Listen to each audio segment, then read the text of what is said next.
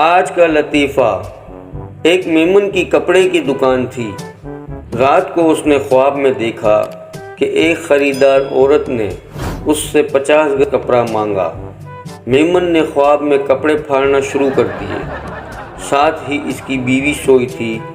وہ زور سے چلانا شروع ہو گئی کہ یہ آپ کیا کر رہے ہو؟ چادر کیوں پھاڑ رہے ہو؟ میمن نیند میں بڑبڑاتے ہوئے بولا، کم بخت، دکان میں بھی پیچھا نہیں چھوڑتی۔ ایک میمن کا بیٹا بس اسٹاپ پر بس کا انتظار کر رہا تھا۔ جو بھی بس آتی وہ بھری ہوئی ہوتی۔ اس طرح کافی دیر ہو گئی۔ پھر اس کے دماغ میں ایک خرافاتی آئیڈیا آیا اور اس نے سوچا کہ اگر اب بس بھری ہوئی آئی تو بس کے پیچھے دوڑتا ہوا گھر چلا جاؤں گا۔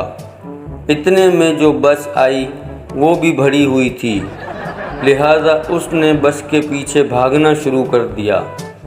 بالآخر ہانپتا کانپتا گھر پہنچا تو گیٹ پر ہی اس کا باپ کھڑا تھا۔ اس نے اپنے بیٹے کی اس حالت کی وجہ پوچھی تو بیٹا بولا، ابو، آج میں نے پورے 20 روپے بچا لیے، اور پورا قصہ اپنے والد کو سنا ڈالا۔